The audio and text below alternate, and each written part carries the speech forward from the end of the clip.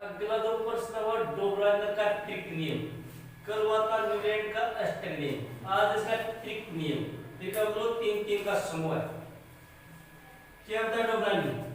Döbereiner के trick नियम के अनुसार समान गुणधर्म जो तत्व होते हैं, जिनके गुणधर्म समान होते हैं, उन तत्वों को डोब्राइनर ने पहले अलग कर लिया। समान गुणधर्म वाले तत्वों को डोब्राइनर ने अलग छांट दिया और अलग छांट करके इन तत्वों के तीन तीन के समूह बना लिए। तीन तीन के समूह बना लिए और तीन तीन के समूह को ही त्रिक समूह कहा जाता है या त्रिक नियम कहा जाता है। क्या होता है त्रिक नियम के अनुसार? तो तीन तीन के समूह बने, उन तीन तीन के समूह में डोब्राइनर ने कहा कि जो बीच वाला तत्व होता है, तीन तीन का समूह बना लिया, लिथियम का, सोडियम और पोटेशियम का। तो तीन तीन का समूह बनाया, तीन तीन के तत्व त्रिक नियम के अनुसार जो तीन तत्व का समूह बना, उसमें बीच वाले तत्व का जो बीच वाला तत्व होता है उसका परमाणु भार दोनों अन्य तत्वों के परमाणु भार के औसत के बराबर होता है। इसे डोब्राइनर का त्रिक नियम कहा जाता है। यानी बीच वाले तत्व का परमाणु भार है वो अन्य जो दो तत्व हैं उनके परमाणु भार के औसत के बराबर होता है, उसे डोब्राइनर का त्रिक नियम कहा जाता है।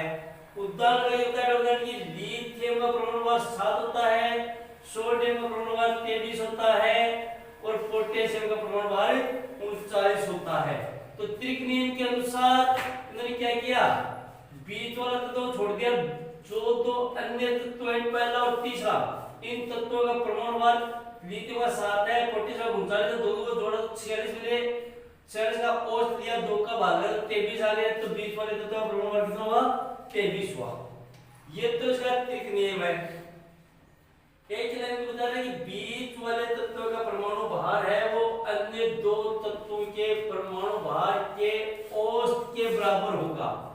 इनका औसत होगा, औसत के बराबर होगा। इसे डोब्राइनर का त्रिक नियम कहा जाता है। पहला जो समूह बनाया वो बनाया था लिथियम का, सोडियम और पोटेशियम का, 7 23 39 का। 7 और 39 को जोड़ने को 46 मिले। 46 में 2 का भाग, क्योंकि दो तत्व को औसत लिया, 2 23 आ गए। यहाँ पर 23 पहले से लिख रखे थे, बीच वाले तत्व का परमाणु उनके औसत के बराबर आ गया। अगला जो प्रश्न है वो है डोब्राइनर का त्रिक समूह लिखिए। और कौन कौन से समूह बने? पहला समूह तो ये बना दिया, और कौन सा बनाया? तो ये तो पहला समूह 3 का इनका।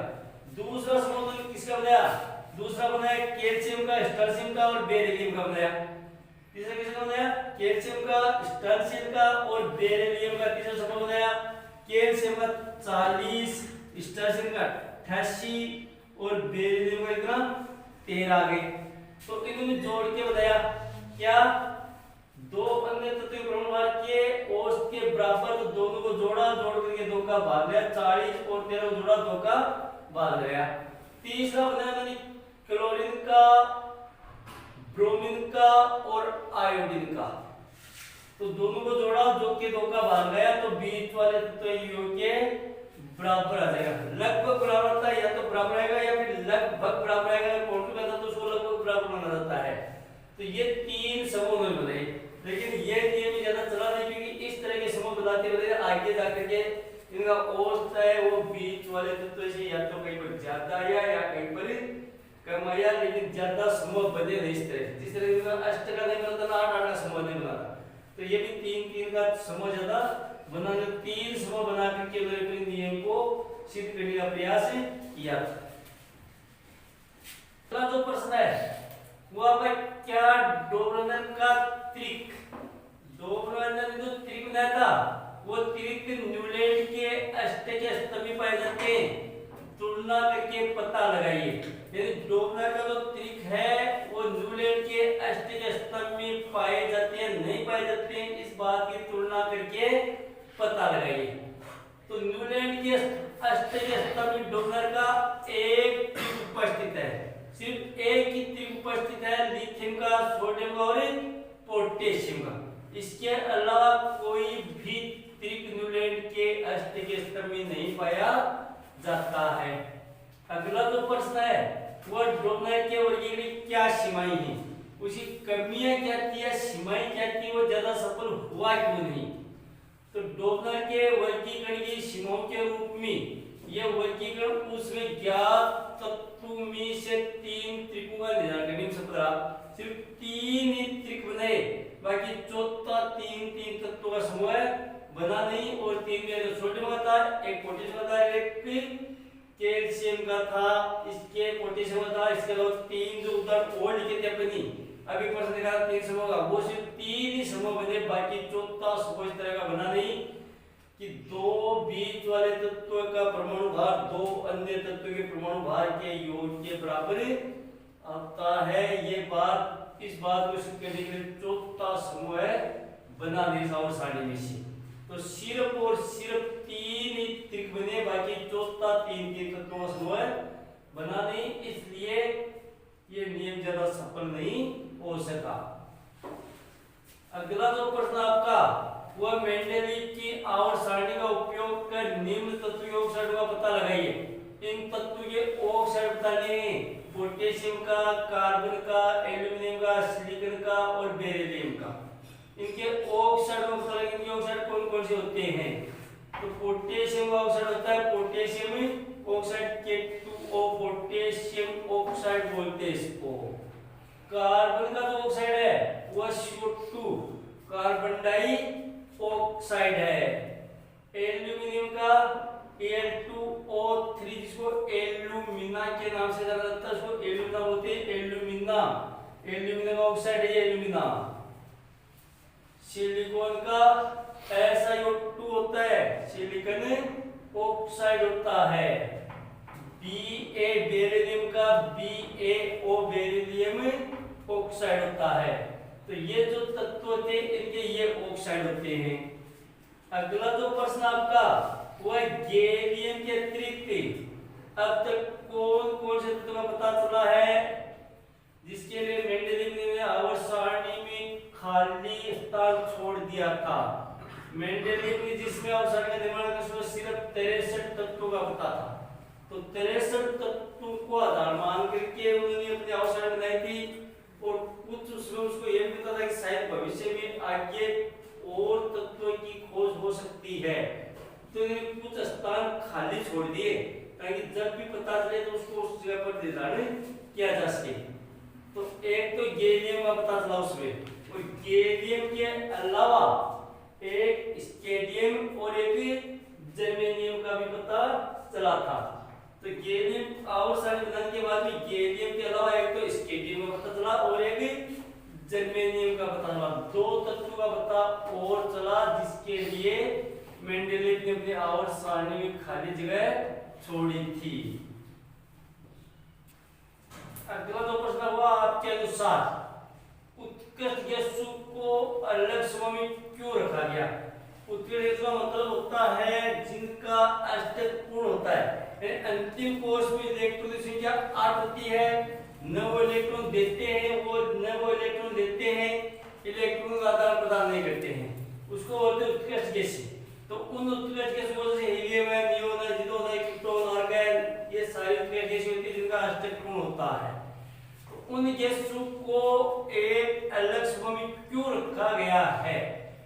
उत्कृष्ट गैस जैसे हीलियम, नियोन, जिनोन, आर्गन आदि गैसों का पता देर से चला था। जिसमें आवर्त सारणी का निर्धारण किया गया था उस समय गैसों का पता नहीं चला था।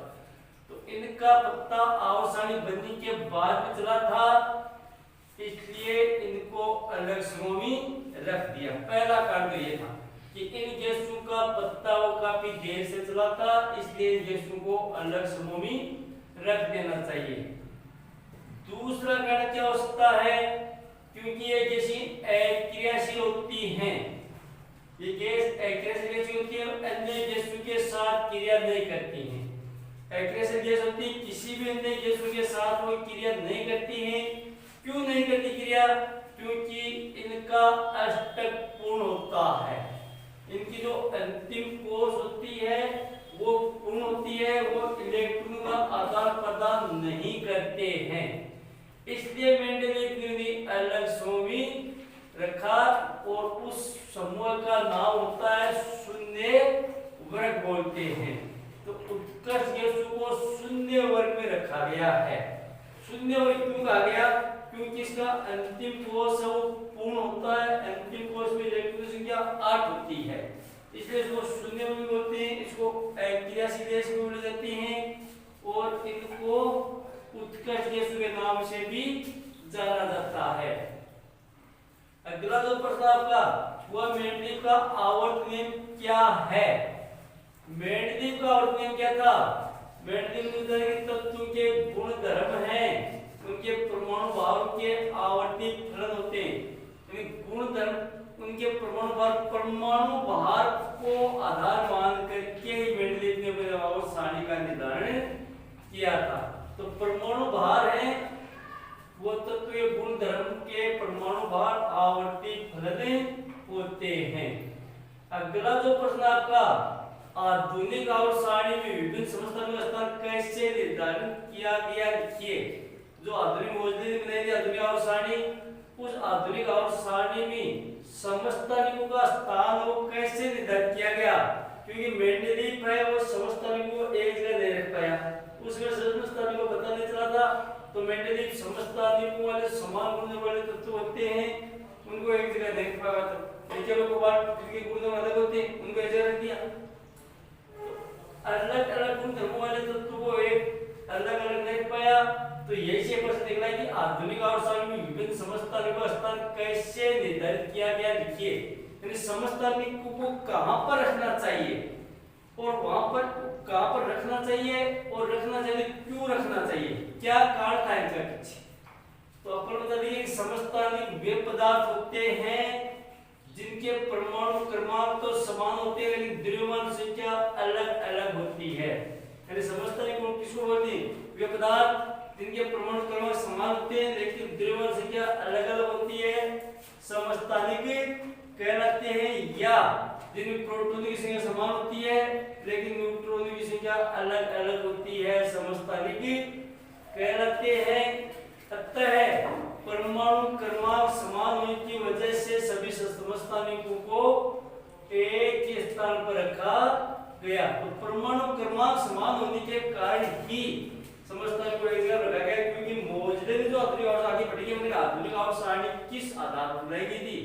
तो आधुनिक आवर्त सारणी है वो परमाणु क्रमांक के आधार पर बनाई गई थी। कम परमाणु क्रमांक वाले तत्व को वहां कहां पर रखा और जैसे जैसे परमाणु क्रमांक बढ़ता गया आवर्त सारणी में आवर्त और समूह बनाते गए। तो आधुनिक आवर्त सारणी में परमाणु क्रमांक का आधार पर बनाया था। समस्थानिकों का परमाणु क्रमांक समान होता है इसलिए सभी समस्थानिकों को एक ही जगह पर रख दिया।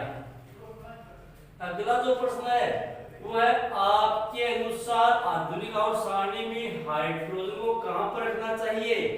जो हाइड्रोजन गैस है H2 गैस है उस H2 गैस को आवर्त सारणी में कहां पर रखना चाहिए? आपके आइडिया से आपके विचार से वो कहां पर रखना चाहिए? तो अपन बताइए हाइड्रोजन को आधुनिक आवर्त सारणी में प्रथम तथा सप्तम समूह में रखना ठीक होगा। या तो पहले समूह में रखो इसको या फिर सातवें समूह में रखना अच्छा होगा। क्यों होगा, क्या लॉजिक है पीछे कि प्रथम समूह में इसको क्यों रखना चाहिए और सातवें समूह में इसको क्यों रखना चाहिए? इसके पीछे कारण यह है क्योंकि हाइड्रोजन है वो पहले समूह के तत्वों की भांति पहले समूह में जो भी तत्व है उन तत्वों की भांति इलेक्ट्रॉन त्याग कर हाइड्रोजन इलेक्ट्रॉन त्याग भी सकती है तथा सातवें समूह के तत्वों की भांति इलेक्ट्रॉन ग्रहण करके संयोजकता को पूर्ण कर देती है। तो पीछे गण है कि पहले समूह में तो अगर पहले समूह लिखिए तो इसको इलेक्ट्रॉन त्याग कर संयोजकता पूरी करेगी, इलेक्ट्रॉन को त्याग करके वो अपना जो अंतिम कोश उसको पूरा करेगी। या सातवें समूह की भांति इलेक्ट्रॉन ग्रहण करके भी अपनी संयोजकता को पूर्ण कर सकती है। इसलिए हाइड्रोजन को प्रथम या सातवें समूह में रखना ठीक होगा। अगला जो प्रश्न आपका सर्वप्रथम महर्षि कणाद नाम का महर्षि था। उन्होंने बताया कि पदार्थ छोटे छोटे कणों से मिलकर बना होता है जिसे क्या कहा जाता है परमाणु कहा जाता है। यानी सबसे पहले कणाद, इसीलिए बात बताई कि पदार्थ और छोटे छोटे कणों से मिलकर बना होता है, और सबसे छोटे कण का नाम होता है क्या? परमाणु होता है। ये बात वैसी कणाद ने बताई। अगला जो प्रश्न है, दार्शनिक डेमोक्रिटस तथा लुसिपस, तो ये दार्शनिक थे, कोई वैज्ञानिक नहीं थे।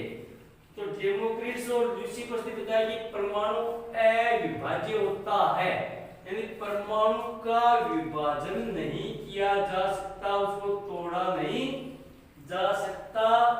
ये बात बताई थी डेमोक्रिटस और लुसिपस नाम के दार्शनिक मुनि, लेकिन वैज्ञानिक इस बात को माने नहीं। ये दार्शनिक धर्म को मानने वाले, ईश्वर में आस्था रखने वाले थे, तो अंदाजा लगा दिया कि अविभाज्य होता है, उसको आगे तोड़ा नहीं जा सकता, क्योंकि कणाद ने बता दिया छोटे छोटे कणों से मिलकर बना होता है। और यहाँ पर दोनों दार्शनिक बता रहे हैं परमाणु अविभाज्य होता है, परमाणु को आगे तोड़ा नहीं जा सकता। इसी आधार पर परमाणु की फिर परिभाषा बनाई गई थी। अगला जो प्रश्न होगा परमाणु। परमाणु किसे कहते हैं? परमाणु कितने कणों से मिलकर बना होता है? परमाणु के कितने भाग होते हैं? तो परमाणु की परिभाषा आपकी पहले जॉन डाल्टन ने लगाई थी इसकी परिभाषा। तो जॉन डाल्टन के अनुसार पदार्थ छोटे छोटे कणों से मिलकर बना होता है, क्योंकि वैसी कणा ने बता दिया था पहले कि पदार्थ छोटे छोटे कणों से मिलकर बना होता है। उसी बात को रिपीट किया जॉन डाल्टन ने कि पदार्थ जो छोटे छोटे कणों से मिलकर बना होता है तथा सबसे छोटे कण को परमाणु कहते हैं, जिनका आगे विभाजन नहीं किया जा सकता। जो दार्शनिक थे दो, उन्होंने भी परमाणु का विभाजन बताया था, और डाल्टन ने भी परमाणु को अविभाज्य ही बता दिया कि छोटे छोटे कणों से मिलकर बना होता है, और जो सबसे छोटा कण होता है पदार्थ का, उस सबसे छोटे कण को परमाणु कहते हैं, और इनका आगे विभाजन नहीं किया जा सकता। इसका मतलब ये हुआ कि परमाणु है वो अविभाज्य होता है। लेकिन ये परिभाषा सही साबित नहीं हुई, और आधुनिक जो वैज्ञानिक थे उन्होंने परमाणु की परिभाषा लगाई। तो अपन बता देंगे आधुनिक अवधारणा के अनुसार पदार्थ छोटे से छोटे कण को, पदार्थ का जो सबसे सूक्ष्म कण होता है उसको परमाणु कहते हैं, तथा इनका आगे विभाजन किया जा सकता है। इसका मतलब यह हुआ कि परमाणु अविभाज्य नहीं होता है, उसको आगे भी विभाजित किया जा सकता है। ये आधुनिक परिभाषा है। जहां भी परमाणु की परिभाषा आती है, दोनों परिभाषा साथ में लिखनी पड़ती है, एक जॉन डाल्टन वाली और एक आधुनिक अवधारणा वाली। क्योंकि जॉन डाल्टन ने अविभाज्य माना, आधुनिक अवधारणा में परमाणु को विभाज्य माना कि परमाणु को आगे भी विभाजित किया जा सकता है। अगला जो प्रश्न आपका कि परमाणु है वो तीन मूलभूत कणों से मिलकर बना होता है। परमाणु तीन मूलभूत कणों से मिलकर बना होता है। तीन कण पाए जाते हैं, एक का नाम होता है प्रोटॉन, एक का नाम होता है न्यूट्रॉन और एक का नाम होता है इलेक्ट्रॉन। अब प्रोटॉन की परिभाषा हम क्या बताएंगे? परमाणु के नाभिक में पाए जाने वाले धन आवेशित कण को प्रोटॉन कहते हैं। ये नाभिक में पाए जाते हैं, धन आवेशित कण होते हैं।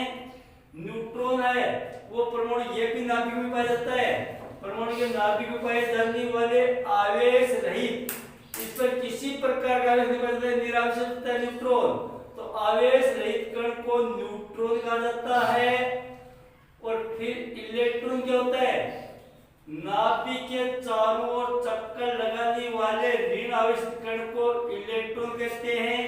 इसका मतलब यह कि प्रोटॉन पर धनावेश होता है, न्यूट्रॉन आवेश रहित होता है और इलेक्ट्रॉन पर ऋण आवेश पाया जाता है। और यही से एक प्रश्न निकलेगा आगे कि परमाणु निरावेशित होता है क्यों, या परमाणु आवेश रहित होता है क्यों, जबकि इसके पास धनावेशित कण भी है, इसके पास ऋणावेशित कण भी है, लेकिन फिर भी परमाणु को आवेश रहित माना गया है।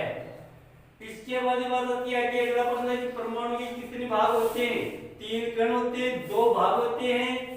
एक का नाम होता है नाभिक और एक का नाम होता है कक्ष या ऊर्जा स्तर। तो नाभिक तो किसको बोलते हैं? परमाणु के मध्य में होता है। ये परमाणु के मध्य में पाया, परमाणु के मध्य का वह भाग जिसमें प्रोटॉन और न्यूट्रॉन नामक कण पाए जाते हैं, इसको तो बोलते हैं नाभिक। यानी परमाणु का वह भाग जिसमें प्रोटॉन और न्यूट्रॉन दोनों पाए जाते हैं उसको नाभिक बोला जाता है। और कक्ष का मतलब होता है इलेक्ट्रॉन के चक्कर लगाने के मार्ग को कक्ष कहा जाता है। तो यहाँ पर जहाँ पर प्रोटॉन और न्यूट्रॉन बनते हैं ये तो इसकी नाभिक हो गई, और फिर इलेक्ट्रॉन के चक्कर लगाने के मार्ग को ये होते हैं आपकी कक्ष या ऊर्जा स्तर बोलते हैं। इसको या तो 1 2 3 4 1 कक्ष नंबर 1 कक्ष नंबर 2 कक्ष नंबर 3 या तो 1 2 3 4 5 से बोलते हैं। या फिर इसका नाम क्या हुआ है KLMNO, KLMNO के नाम से कक्षों को जाना जाता है। 3 प्रश्न है। तत्व किसे कहते हैं, यौगिक किसे कहते हैं और मिश्रण किसे कहते हैं। तत्व का मतलब होता है वे पदार्थ जो एक ही प्रकार के परमाणु से मिलकर बने होते हैं, जिसमें एक ही प्रकार के परमाणु पाए जाते हैं, एक ही प्रकार के परमाणु से मिलकर बनते हैं, उन पदार्थ को तो बोला जाता है तत्व है। दूसरा होगा यौगिक, 2 या 2 से अधिक तत्व एक निश्चित अनुपात में संयोग कर जो नया उत्पाद बनाते हैं उसे यौगिक कहा जाता है। यानी 2 या 2 से अधिक तत्व किसी भी नहीं, एक निश्चित अनुपात में मिलकर के जो नया उत्पाद बनाएंगे उसको यौगिक कहा जाता है। जैसे हाइड्रोजन तत्व है, ऑक्सीजन तत्व है, दोनों ने संयोग किया 2:1 में, यानी 2 हाइड्रोजन के परमाणु 1 ऑक्सीजन का परमाणु दोनों मिलकर के H2O, जिसको साधारण पानी बोला जाता है, पानी नया उत्पाद बन गया, इसको यौगिक कहते हैं। पानी है वो तत्व नहीं है, यौगिक है क्योंकि 2 तत्व से बना है, हाइड्रोजन और ऑक्सीजन से। मिश्रण 2 या 2 से अधिक यौगिक किसी भी अनुपात में, 2 या 2 से अधिक यौगिक किसी भी अनुपात में संयोग कर जो उत्पाद बनता है उसको मिश्रण कहा जाता है। 2 या 2 से ज्यादा तत्व मिल जाते हैं, किसी में कोई अनुपात निश्चित नहीं होता इसका, किसी भी अनुपात में मिल जाएंगे वो मिलकर के जो नया उत्पाद बनाएंगे उनको मिश्रण कहा जाता है। वायु मिश्रण है, लेकिन 2 या 2 से तत्व ज्यादा पाए जाते, नाइट्रोजन पाई जाती है, इसमें आपका ऑक्सीजन है, कार्बन डाइऑक्साइड है, हीलियम, नियोन, ज़ीनोन, क्रिप्टॉन, जलवायु, द्वितीय कण सभी पाए जाते हैं वायु में। तो वायु क्या है, मिश्रण है, कोई अनुपात नहीं, किसी भी अनुपात में मिल जाता है। अभी चाशनी बनती है, क्या होता है, मिश्रण होता है। नींबू की जो शिकंजी बनती है वो भी क्या होता है, मिश्रण होता है। तो किसी भी अनुपात में मिलाने से जो नया उत्पाद बनेगा उसको बोलेंगे अपन क्या, मिश्रण बोलेंगे।